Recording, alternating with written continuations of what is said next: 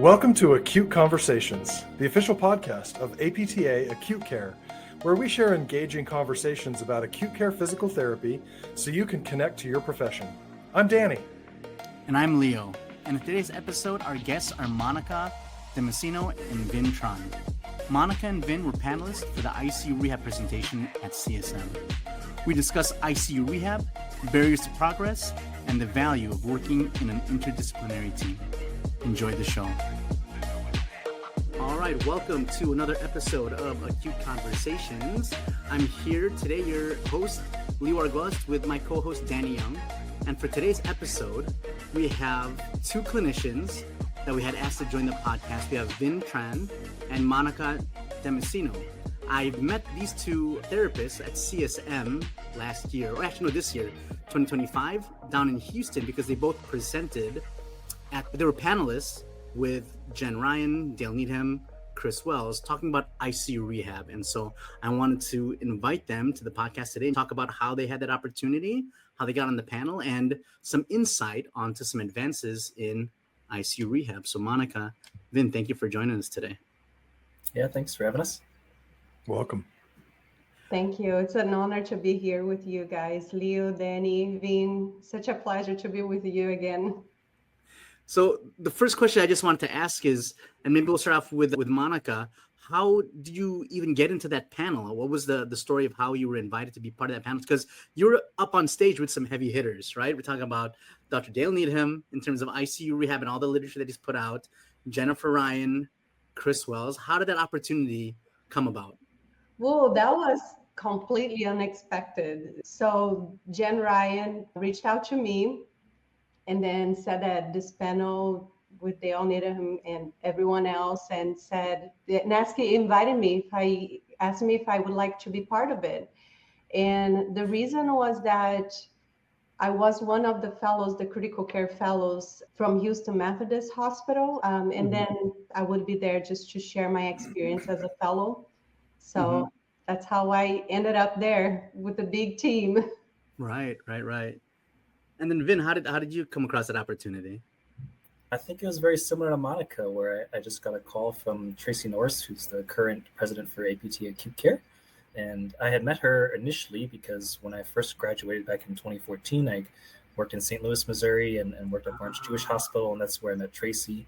I left there shortly after and continued on to get a PhD down at Texas Women's University in Dallas. And so I think Tracy and I have stayed in touch over the years, so she understood that, I have worked in various ICUs and across several different states, and now my primary role is in academia, so I think I had a different perspective as well that hopefully contributed to the panel. But similar to Monica, was a little bit starstruck, in some ways. Like, it's obviously a lot of people that have a long-standing history of making outstanding contributions in this field, so very pleasantly surprised to be included.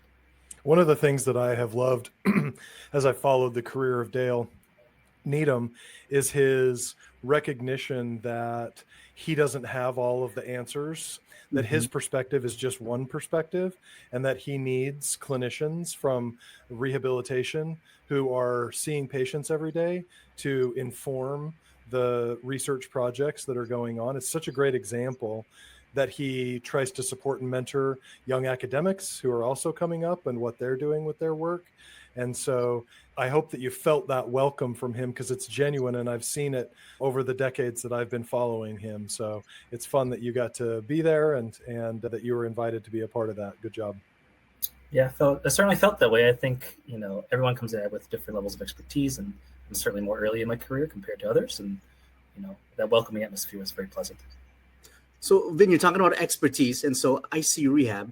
Can you talk a little bit about your experience? So you as a physical therapist and also now in academia, what is your experience working in the ICU, and how did you come across, going from PT school to possibly first job working at Barnes Jewish? That's how you met Tracy Norris, and how you came to enjoying and being in the ICU. Yeah, so several different steps along the way. So I graduated in 2014, and I worked cardiac medicine at Barnes Jewish Hospital, but I obviously cross-covered quite a lot to their CT surge, so the cardiothoracic surgery units and ICU, and various ICUs at Barnes as well. So my primary background is more towards the cardiopulmonary, but I certainly floated to many other ICUs as well. So I worked there for about 3 years and then moved down to Dallas, where I started a PhD program at Texas Women's University. At the same time, kind of supporting my way through that, working PRN both at Parkland Hospital and at Baylor Hospital, again, floating ICUs there. I think of note at Parkland is where I got more experience in the burn ICU, covering there for at least one full summer, and then on and off as needed, living the PRN lifestyle. And then I moved to Albuquerque, New Mexico, where I'm currently at University of New Mexico on faculty there, and then also making contributions towards their ICU team there. So I think that's my clinical background. And then, of course, there's some research or scholarly effort that I have on the side. Most of it's leaning towards like implementation of early mobility programs and such at some hospitals or across various units. But that's more or less my experience. Very cool. And then Monica, same thing with you. How did you end up? You had mentioned that you were a critical care fellow over in Houston. But you have an interesting story too, because you weren't born here in the States. You traveled here from Brazil, correct? Yes, that is an interesting story. So yeah, the way that I started thinking about critical care, like the year, was that maybe back in 2012, when I moved to Texas, I Googled Brazilian. I'm originally from Brazil, and I started my career as a physical therapist in Brazil. And after I practiced in Brazil for about three or four years, I did not work in ICU back in Brazil, but I did have rotations in the ICU, which is completely different because back then I graduated in 2007. So it's been a while already. So back then, ICU and, physical therapists, we are also respiratory therapists. So I did a lot of the vent, during my rotations. And here is a bit different. Absolutely. So when I came to the US, to Texas in 2012, I Googled a Brazilian physical therapist in Houston, Texas. And guess what name showed up on my phone? Chris Hermé. If you're going to Google Brazilian therapists in Houston, there's probably one name that probably. And then it showed up Chris Hermé. And then I found her email, and then I, sent her an email and told her, well, I'm this, and this is what I did in Brazil. Now I'm in Houston, and I'm trying to get my license, blah, blah, blah. And then ended up that I was able to do a kind of, to be there like once a week to observe. At that time, back then, it was possible to do that. So while I was in school, studying for, taking the classes and everything, I was also going to Methodist Hospital to observe Chris in ICU. Wow. That's how I found out that we are not respiratory therapists in the US. I mean, so much more. And then I would see Chris, mobilizing patients on the vent. I did not understand everything because back then I did not know much English. I was very limited, but I still was able to learn something from Chris and her practice. And that's when my passion started. But until I became a critical care fellow, that was a long way because for other parts of my life too, like related to immigration, I had another job, I'm so thankful. And it was way back, it was in a small city here in Texas called Beaumont. And I worked there in an outpatient clinic for 3 years. And also I worked as a PRN therapist back then, just to gain the experience as a clinician in acute care and also in ICU. Wow. And after I completed that step in my life, I became the critical care fellow in 2018. I'm trying to make the math now because time flies and you have, I struggle sometimes to remember when was each part of my, the things that I accomplished. Wow. So the passion for becoming, to become a critical care physical therapist, it started back then, like in 2012, when Chris was kind of creating the critical care fellow. I was like, oh, maybe in a few years after I learn English, after I have my license, after I have a little bit of experience, I can become a fellow. And that happened maybe 6 years later. Yeah. And there you are on the stage with some of these, famous names in the critical care and the ICU rehabilitation. Yes. Oh, yeah, it's an honor. I mean, it was completely unexpected, yes, to be part of that panel. But the critical care fellowship really changed my life. Mm-hmm. I practiced in ICU before the fellowship, but the fellowship was able to provide so much. The structured program, like the way that they develop your skills, like from a controlled environment with a one-on-one mentorship and with someone who can really individualize your education as well, because it was probably really challenging for my mentors. I can only imagine, like a foreign, physical therapist. It's challenging. I still, yes. And and there are so many differences in practice too. So it was probably very, very challenging. But for me, one of the most valuable things that I have done in my career. I think I put in one of the questions that you asked, my license, my PT license, critical care fellowship, and the board certification in cardiovascular, because those things were things that I dreamed about like so many years before they happened. So the resilience until I was able to achieve those goals. That's great. It took a long time, yeah, but that's how I started, with the passion of critical care. So for our listeners that were not there at CSM, could you, between yourself, Monica, and Vinh, could you maybe summarize kind of what were the talking points of that critical care and ICU rehab panel at CSM? Well, I think it was kind of multifactorial. There was a lot of discussion on what the current best practice is and how to implement that. I think there's so many different angles that were kind of tackled. But one thing that kind of stood out to me was like the open Q&A, when many of the audience members were wondering, hey, we know this is best practice, but here are the barriers at my institution or within the culture I work in that maybe prevent us from adopting best practice. So I think, to me, that's what stood out as far as some of the talking points. Admittedly, I am biased because that is where my interests are as well. So perhaps I'm recalling more because it resonates with me than an accurate summary of all the discussion that happened, because there was quite a lot of good ones. Gotcha. Yeah, and I remember a few points as well, like when we were talking about the trainings in ICU, right? Because right now, what do we have for critical care? We don't have the fellowships anymore, as far as I know. And and then what do you have as far as structured training to become a clinician in this complex environment? So this is one of the things that they mentioned that we have to start thinking about, it is how we can bring that knowledge or disseminate that knowledge to our colleagues who are in locations that they don't have as much access to information or trainings or more advanced practice in ICU. And then I think another topic that as far as I can remember, is we are still lacking some evidence. Like there are a lot of questions about the dosage of therapy, and in special populations as well. Each population requires different attention or different rehabilitation practice, perhaps, but we don't have much information regarding that.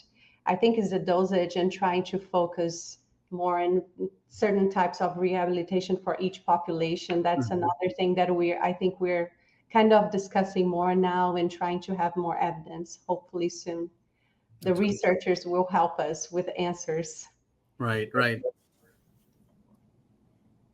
So from what I remember hearing from different clinicians and different researchers is that there's a lot of evidence that shows that, especially patients that are in the ICU, seeing them frequently, but for shorter sessions. Is that still kind of like I know it's kind of hard to just say like generally kind of speaking, but that's kind of like what I've gotten just in terms of some of the literature that's out there. Would you say that's pretty much, is that correct, or am I off with that? Because I feel like in my experience, boots on the ground, these critical care these ICU patients sometimes are only able to tolerate maybe about 20 minutes, or maybe it's like 15 minutes of preparing all the lines and tubes, and then they sit up for a couple of minutes and you're like, and they're spent, right? And so at least that's what I've heard. Have you come across any of that information too, or no?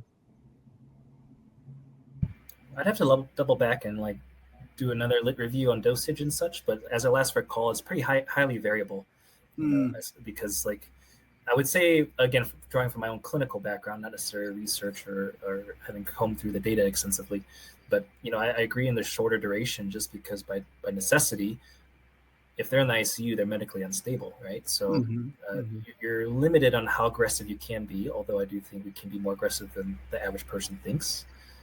So yeah, I think that seems reasonable to shorter sessions, but perhaps more frequently, with a caveat that there is potential out there to do longer sessions in certain really niche or precise circumstances. I see. When I was doing my research fellowship at Johns Hopkins, I had a meeting with Dale, and the meeting was about dosage of rehab in intensive care. And I remember sitting there, this was in 2016, and talking to him and recognizing that we don't have good information about that. And honestly, it hasn't changed a lot.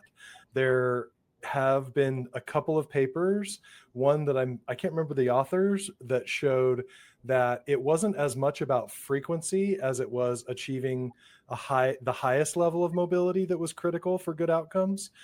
So it wasn't overwhelming evidence. And I remember at the panel that day, and you guys can correct me, but I remember someone asking, like, what do we know about ICU care? And Dale was able to sum it up in like 3 points. He said, more is better than none. Some seems to help with weaning and length of stay, and that's it. Like, that's what we know it's safe. It's largely safe to mobilize people. Like, he had 3 points that he made. Yeah, so it's safe. And also we have to think, like, sometimes when we are reading the articles, and like some places in some countries, they have physical therapists 24 hours. So imagine how many, how much physical therapy they can get. So we have, when we are talking about dosage, we have to really be careful about that, because when we are comparing to us practicing here in the US, because we are here just for a certain time as well. It's an 8-hour shift, and then other places they have physical therapists more available in the ICU. And some of my colleagues in the ICU, they see their patients twice a day for 30 minutes or 1 hour. So the patients get 2 hours of therapy a day in the ICU. So certain things. And now what type of therapy also varies depending on the unit, because it depends on how much you can, how's your protocol, the early mobility protocol that you have in your unit. Maybe you have 30 minutes of bed exercises only, We don't know. We kind of have to be careful sometimes with that. But I agree, Danny, those are the points. We know it's safe. We know it's a little bit is better than nothing. And but I think the dosage is something that we kind of need to think about, and it's special, like rehabilitation practice for certain type of population, I think. And now that I use it to work in a cardiac unit, and now I work in oncology ICU, which is completely different that the patients react completely different as well. So I can kind of see, at a daily basis, how different it is, my approach to those different populations. So I wish we had, I hope we will have some more things related to that too. Danny, I kind of want to touch on that. You had mentioned that, summarizing some of Dr. Needham's thoughts about more is better than none, and that it's safe. And so that reminds me, Vinh, one of the barriers that people said to ICU rehab is just getting physical therapists in the ICU. I mean, I feel there's a lot of kind of smaller, like, community hospitals where maybe it's just part of the culture, and maybe it's the therapist, maybe it's management or the people that are supervising the therapist, but just getting their foot in the door to be able to get into the ICU, it's kind of challenging, right? Where it's like, well, they're vented.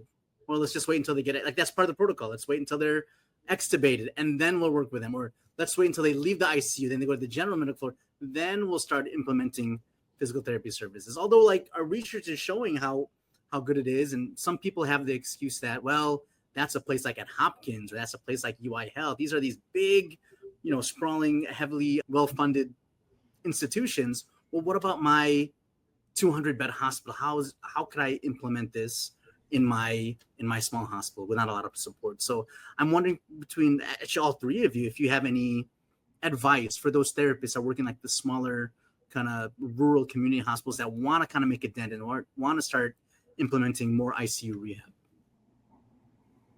Well, I think this topic came up quite often in that Q&A session. And, I think the first thing to recognize, and like you alluded to as well, this is it's not just a PT or rehab driven process, right? It's not like we in rehab can just flick a switch and all of a sudden this happens. It requires an extensive amount of collaboration between providers, nurses, techs, your own staff, your equipment managers. Everyone needs to be on board with what the overall aim is. So in order to really get the ball rolling, first to me is like identify champions in allied communities.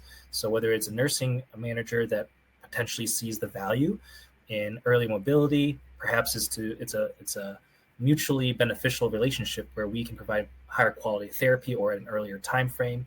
At the same time, we can relieve some of the mobility tasks that nursing might have to do or help them do it in a more safe aspect. I think first of all, trying to recruit allies or identify allies in your smaller institutions is the biggest thing. Beyond that, the second step is to really always, when you're having this conversation with them, understand that it's not a zero-sum game. And I think that's what a lot of people tend to default to, that, hey, if I'm helping this person out, it's going to take away from what I'm doing, and therefore it's negative to me. I don't want to do it. But I think as people understand the topic better, it really becomes a rising tide rises all ships, something to that effect. I forget the exact saying, but everyone can benefit from this. Some maybe a little bit more than others, but if it's a net positive on the system, I think that's the way you kind of advance practice in your local communities. Yeah. And I agree with Vinh, yeah.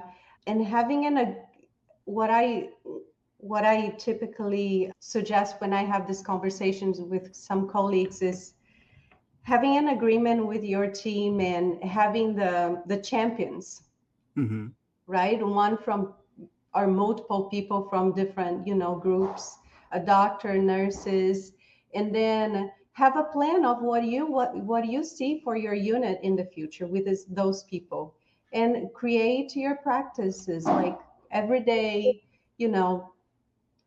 cultivating that practice of mobility and encouraging and helping each other.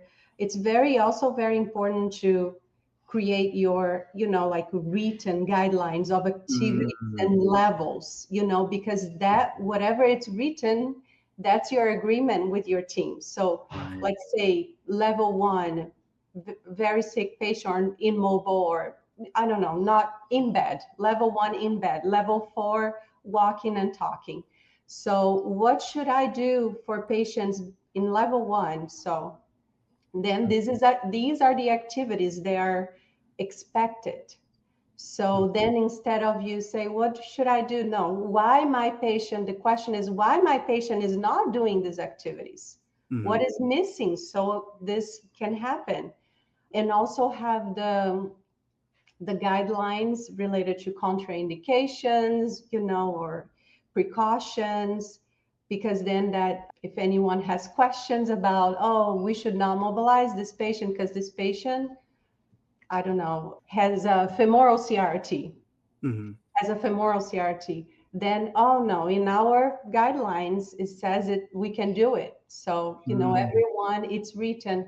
So I think one thing that is sometimes I feel like it misses in many places is like having this written agreement made by the champions and then disseminated to the team. I think, Monica, that's a great point. Like, even thinking about it more from an abstract standpoint, it's not necessarily a written agreement as well as the overall sense of structure. That there's something to be followed and there's guidance in this process. So, I think that's all great points. I think another talking point I remember now that day in CSM's coming back to me, something we also talked about was, in addition to the written guidelines, like look at your written mission and values. that your institution has set forth as, benchmarks for themselves. And I guarantee you, almost every institution has excellence as a benchmark. So if you frame the discussion that way, hey, we're great, we're giving great care for our patients in the ICU, we're doing X, Y, Z, that's really positive.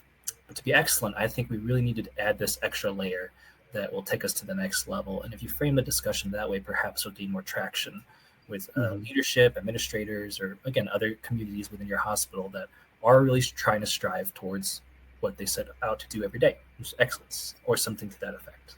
I really loved how both of you highlighted the need to work within the team of providers. Right. I think it becomes easy for us to assume that we know what needs to happen and we should just be allowed to do it. And you all should either get out of our way or help us. And the comments that you've both made about communicating both verbally and in written forms, having policies and protocols that we can agree upon as being critical elements that would lead to a successful program. If you have only one discipline that is interested or advocating for these services, you're going to be fighting an uphill battle. You need allies. And you talked about identifying a champion and then agreeing upon practice that we're going to have. And where we do have evidence, letting the evidence inform that. But even when we don't, at least coming to some agreement within our institution about who and what we're going to do. I liked those points that the two of you highlighted together. One interesting experience that I just want to share with you is one of the units that I worked. It was an adult congenital heart disease unit. And it was brand new. We were establishing like the early mobility guidelines and everything that we talked about, all the agreements or safety points, etc. And really the doctors and the nurses really wanted it to happen, which was great. So then they asked us, the rehab team, like what we were thinking that would be important. And I said, we said early a mobility round, like ICU mobility rounds. So every morning, 8 a.m, we would be with a provider and bedside nurse. But then other people started to join. The thoracic surgery would come as well because they want to know if their patients were getting up, and they want to know what is the plan for the day. Because sometimes they want to, I'm planning to remove this chest tube, but I would like to see if the patient is up and moving so he can drain, for all those reasons. So we would have an agreement who to see first and next and what's the plan for each patient. And everyone knew what it would have happened that day. So no surprises during the day. And it was successful because everyone was happy with that, and good patients outcomes to patient satisfaction was good as well back then. But yes, this part of like involvement of the medical team and the doctors asking like, what's the plan? What's the mobility plan for today? That is a game changer, I'm gonna say. So let's say in any rounds, even if we are not present, if they ask, what is the mobility plan for today, to any nurse or for either or in an institute like a teaching hospital, for example, that they are talking to the other residents, what's the mobility round? So someone has to come up with the answer. I feel like this is, and that's what when the doctors ask me what I think it's one of the strategies to try to encourage more mobility is asking, what is the mobility plan during the rounds, any rounds? You have to have an answer. Then you think about mobility. So these are little strategies that I learned over the years to try to implement early mobility, activities with my team, our team. That's so interesting, just thinking about like how much things have changed within the past like 10, 15, 20 years in terms of physical therapists, especially acute care physical therapists, having a seat at the table, and how mobility plans are actually part of the conversation, because before they were not, right? I'm going to give a shout out to one of my students, Brandon Paris. I was reading one of his reviews about doing a clinical rotation in the ICE or I think it's acute care. I forget. I think it's mostly ICU, but he just felt so overcome by. He was talking to a doctor about discharge planning, and they wanted to ask him about the discharge plan, and he was kind of going against what everyone else is saying. They're like, and they actually listened to him, and he was able to kind of put out his reason why this patient he believes needs like inpatient rehab, and he was just astounded, like, wow, they really valued what I said, and they actually changed the course of this patient's discharge plan. And so the fact that now that's something that's valuable outside of discharge planning, just in terms of plan of care, mobility plan, the fact that we actually have part of that conversation, I think that's so great that it's evolved. And so that's the question actually for all three of you. What have you seen within the past 10 years, the past decade? How has ICU rehab changed? Can I just talk about for a second my experience of going? Dale started putting on an ICU rehab conference every fall. He does it in November. And this is like year number 15 or 16. He started it just after I came to UNLV on faculty. I came here in 2007, and he started it a little bit after that. And when I first went, it was in a small auditorium that probably had 100 seats or something, and it wasn't full. It was mostly physical therapists who were there. And every year that I've gone back, I've just watched it get bigger and bigger and bigger and more interprofessional, more nurses, more physicians coming. And that is one thing that I've noticed. One other quick anecdotal story about this kind of thing. When I first came to UNLV and started going to a combined sections meeting, I wanted acute care programming. I was an acute care therapist, and don't tell anyone back then, but it wasn't great. The programming was not good. I had colleagues who were in the ortho realm. One of my buddies here at UNLV at that time was a guy named Louis Puentedura. He's a manual therapist. I don't care about manual therapy. I don't care about people's low back pain. Like, that's not interesting to me. But I went to some of those sessions because they were at least well done. They were interesting. And now I can be really, really excited about there's many sessions on the acute care program now that I want to go to, and I don't even have time to. And so those are things I've seen on this kind of academic and presentation side, but I'd love to hear more recent clinical perspectives on things that you've seen and that have changed. Yeah. Thank you, Danny. I think just in general, expectation has changed for the better in terms of like what the skill set of a physical therapist should be in the ICU. So I think, to me, it speaks magnitudes because expectation isn't something that we as physical therapists have of ourselves, right? It's not, someone else defines the expectation for us, which reflects on their trust in our abilities or our skill set. So I think that probably has spoken to me the most, that other professions have a degree of expectation of us in the ICU, that we're either involved, getting up and being aggressive with mobility when able, but also tempered when we realize an aggressive mobility session is not the best interest for the patient. I think having other providers, other disciplines recognize our role in the ICU has been the biggest change. Because before it was, hey, why are you here? Why are you floating over here?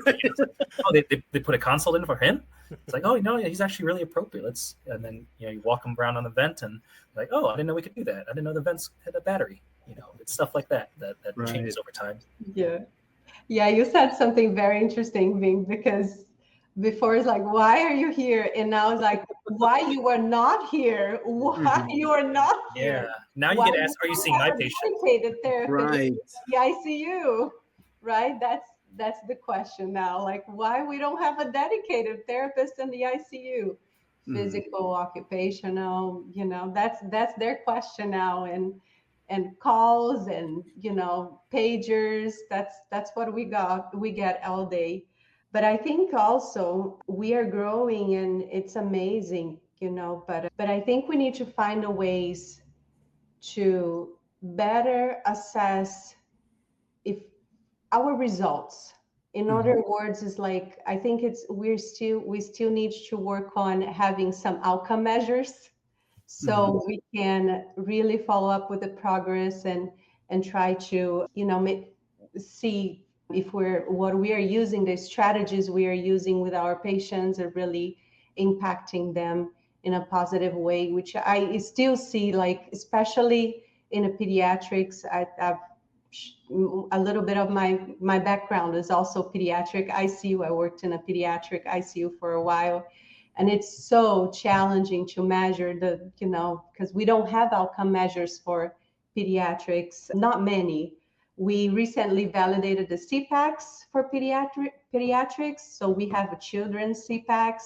We have a PAM score that it was utilized for inpatient rehab that is now validated for pediatric ICU, but we don't have much more out there. So I think this part is also something that the researchers can help us as well. And we all have to work hard on that too, so we can provide more value to our profession and what we bring to the table, right? Mm-hmm. Mm-hmm. Absolutely. And it's interesting just thinking about, again, what you were saying, Vinh, about these champions and, on the ICU, and all of a sudden maybe it's just like one patient, then you finally see like, oh, wow. Then like another doctor, another nurse sees like, oh, there's somebody that they can actually be mobilized, right? And I feel like it's kind of like you said, like all the ships rise, and then like other doctors like, oh, wow. I feel like doctors, they're also trying to outdo each other, right? Like, oh, well, I want my patients to be mobilized too, and they kind of jump on the bandwagon. And Monica, you brought up a really good point too, that this stuff needs to be written down, right? Like there needs to be some type of protocol or written kind of expectations of what happens, because sometimes you have those champions, but sometimes those champions, they move on to the other institutions, or they move on. Maybe they move from like staff therapist, on the floor therapist, and they become the supervisor, right? And it's sometimes when that happens, like they're off the floor. That was the ICU therapist, and it's sometimes difficult, right? Maybe they don't have the staffing to staff just one therapist in the ICU versus, okay, you're just going to be all over the hospital. And then whatever happened, at least if there's a protocol there, we know that, okay, we're going to have somebody that's going to be attending rounds. We have somebody that's going to be talking about a mobility plan versus, and I've seen it happen too, where there's like this early mobilization kind of protocol, but also seeing how it kind of can fall apart if there's not anybody there that's going to be championing it, or if it's not written down and maintained over the years. I've seen people, I felt like maybe 10 years ago when a lot of the literature was coming out, everyone wanted to kind of start these early mobilization protocols. But over time, I've seen it start to kind of fade away, which is unfortunate because we were doing good things for those patients and in those situations. Now, Monica, you had mentioned too, talking about literature, but you had also mentioned that you are a clinician. How do you balance that between being a clinician but also being involved in research? How are you able to do that?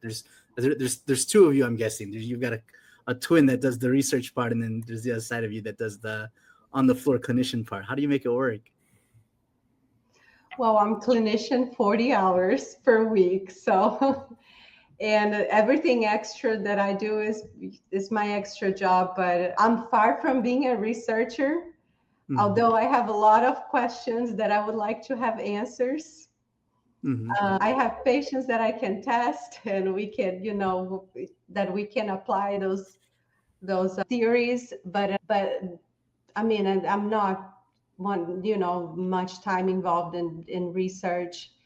But the little that I do is with a partnership with a lot of very, very smart people. Right.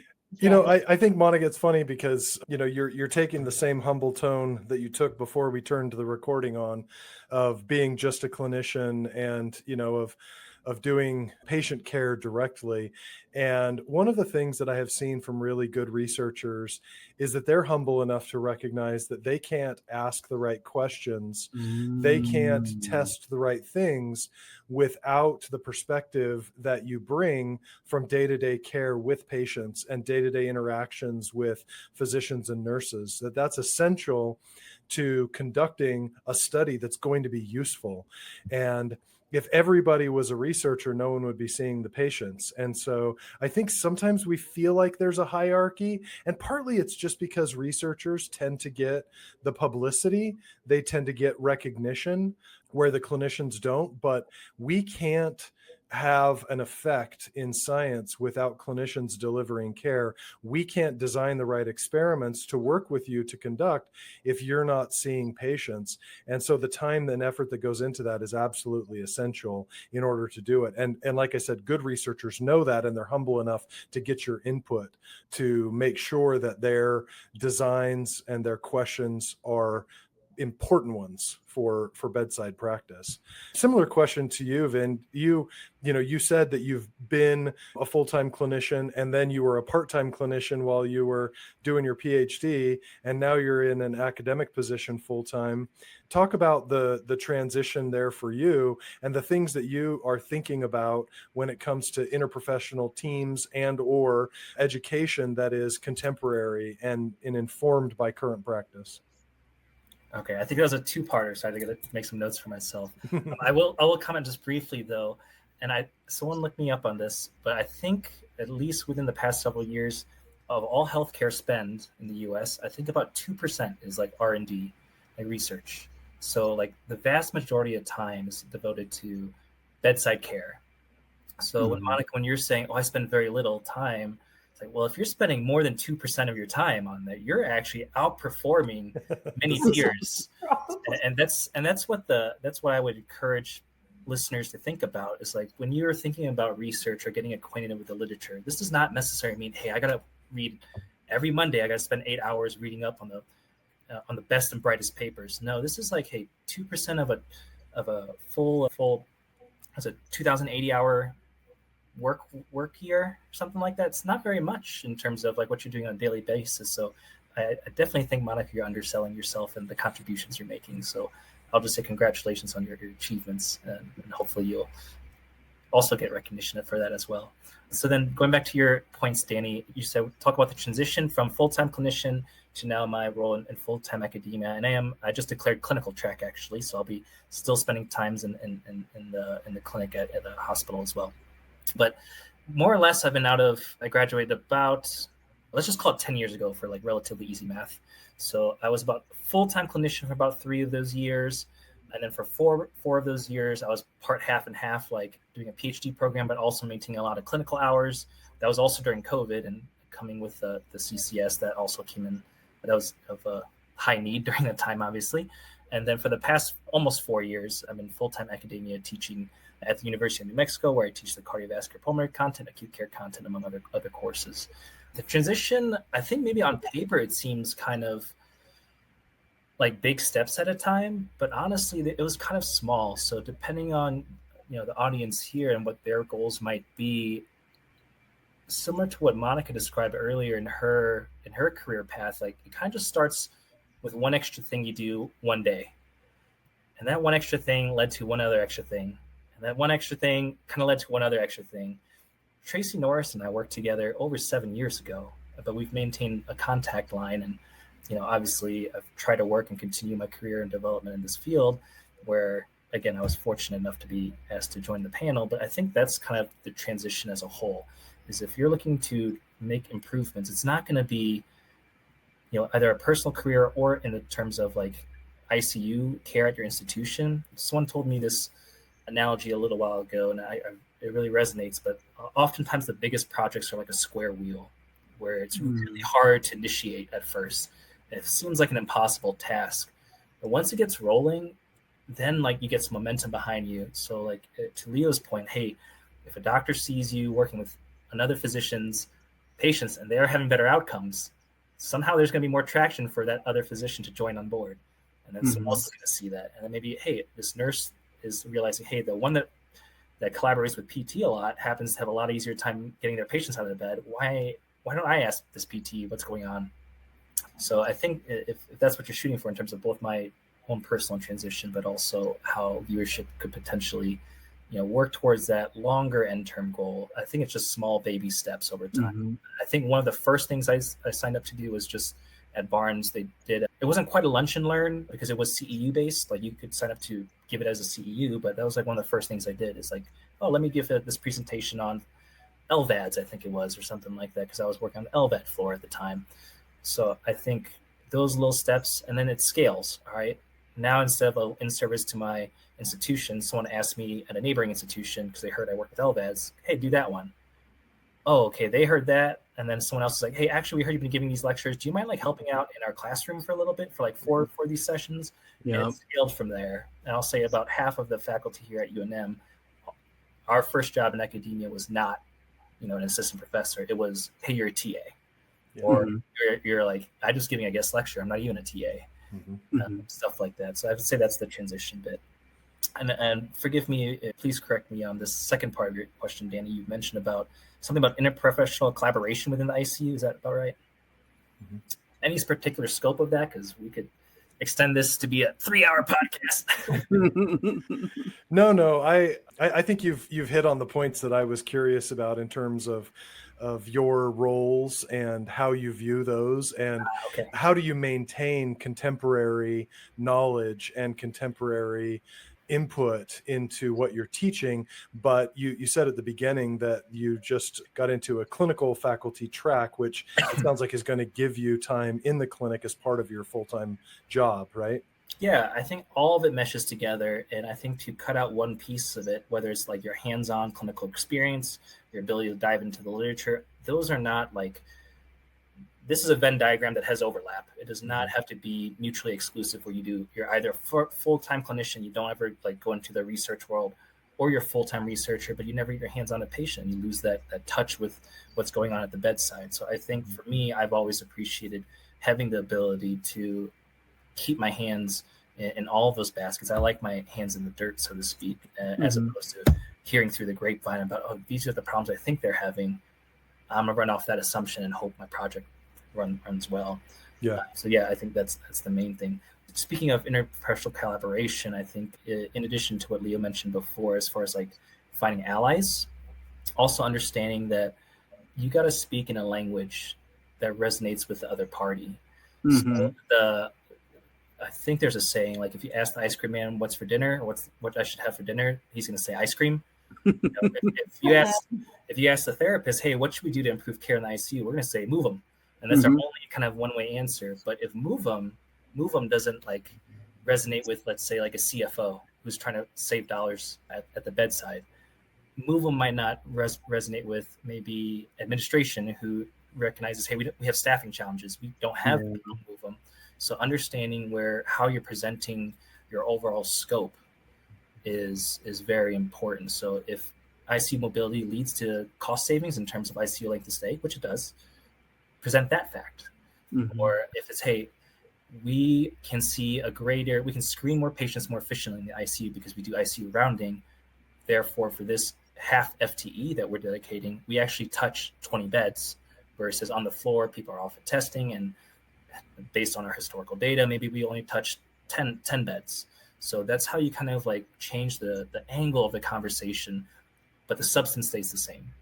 So you try to understand what your parties are interested in and understand where you can help them. Vinh, that's so funny. Just kind of listening to your reasoning behind that and have those conversations. That's very analogous to how we communicate to our patients that are right in front of us, right? It's just like same thing. It's the same exact. It's a very analogous skill. It's like, okay, like what's most valuable? Okay, I know you want to get out of the hospital, but let's see if you can just at least sit at the edge of the bed. Can we try that, right? And then you do this kind of bargaining thing where like you align yourself with the values of the patient. Okay, I know that you don't want to do physical therapy right now, but you just had lunch. Can we try getting up to the bathroom? Right. And so you figure out all these different ways to be able to feel what's most valuable to the patient. And then now we can kind of coordinate and we can collaborate all together to kind of make it work out. So just hearing you just kind of talk about that, and you can use that skill, you can scale it. All right, let's talk to the CFO, the CEO to see if they can, have more staff therapists. And Danny, you're funny. You had mentioned too about asking the right questions. I think it's time for our rapid response questions. And so what we're going to do in this bit, Monica and Vinh, is that Danny and I, we're going to time you for about a minute and a half because there's the two of you. We're going to throw out questions back and forth. And what we'll probably do is that Danny and I will just switch the questions. So I'll ask a question and then both of you will answer. Then Danny will ask a question and the two of you will answer. And I'll get started. We'll go for about a minute and a half. You guys ready? Ready. Yeah. Ready? Okay, rapid responses. And let's get started. Danny, you ready with your questions? I'll start off with the first one and you'll take after me. Sure. All right, let's get started. Let's start with Monica first. Monica. It's Mariah Carey. It's Mariah Carey. Always Mariah Carey. Yeah, any song that I can find Mariah Carey. What about you, Vinh? Which is the hardest to sing. Can you imagine? Talking about the scales there. What about you, Vinh? I'm from St. Louis and I love Nelly, so I just got to go with Nelly. There you go. Awesome. Are you a winter or summer fan? Winter. I can't stand being hot, despite my attire. Summer. Monica's a summer fan. Yeah. Very Great. cool. Vinh, describe your most perfect pizza. Oh, meat lovers for sure. Hot, red chili flakes, extra Parmesan. Wow, nice. Monica. My mind says pepperoni, but my belly says it has to be vegetarian. What is your ideal date? Ooh, good one. Is my wife listening? I'll say right now, my wife and I are very lucky to have a little baby girl right now. So right now it's just a quiet dinner with just the two of us. That would be an ideal date. Maybe doing hiking or riding a bike. That's a good date for me with my husband. As a true physical therapist would say. Doing some exercise. All right. Final question for the two of you. You know you're working in acute care when? Complete the sentence. When you don't care what you're wearing in the work or how you look, I should say that way. Yeah. Wear scrubs. I agree. Yeah, the scrubs have extra scrubs, I would say. And also having the safety pins in your pocket to secure the lines. Yes, yeah. Yeah, that's a good one. That's a great drains or any lines. So yeah, the safety pins. That's a good one. So Vinh, Monica, where can people contact you if they have questions, they listen to the podcast, they want to know more, they have questions for you, they want to kind of know what's going on in terms of the research or what's going on down in like Houston, what's the best way for them to contact y'all? My email, Monica SDAPT@gmail.com. Perfect. Thank you. And you can also find me in my university email. Feel free to search for my name. I'm on faculty at University of New Mexico. And please give me a couple different emails because sometimes my spam filters are really aggressive. I see. Happy to talk with viewership of across any part of your career spectrum either. So like, especially if you're early career, don't let reaching out be intimidating. So I'm really impressed with Monica reaching out to a perceived mentor early in her career. So I think, let that be some inspirations for those early career listeners out there. Thank you, Vinh. You're kind. Monica, Vinh, thank you so much for joining us for today's podcast. Well, thanks for having us again. Thank you very much. It was a pleasure to be here with you guys. Great to talk to you. We would like to thank Monica and Vinh for joining us on the podcast. Acute Conversations is the official podcast of APT Acute Care. This episode was hosted by Leroy Arguelles and Danny Young. Executive produced by Katie Brito and Edward Mathis. Music by Alexia Action from Pixabay. Sound effects also from Pixabay. For more information about APTA Acute Care, be sure to check out our show notes for links and resources from the Academy. If you found value from our podcast, please be sure to subscribe, follow, and share with your friends and colleagues. Join us next time for another engaging acute care conversation. Thank you for listening, and may your shoes and scrubs stay clean today.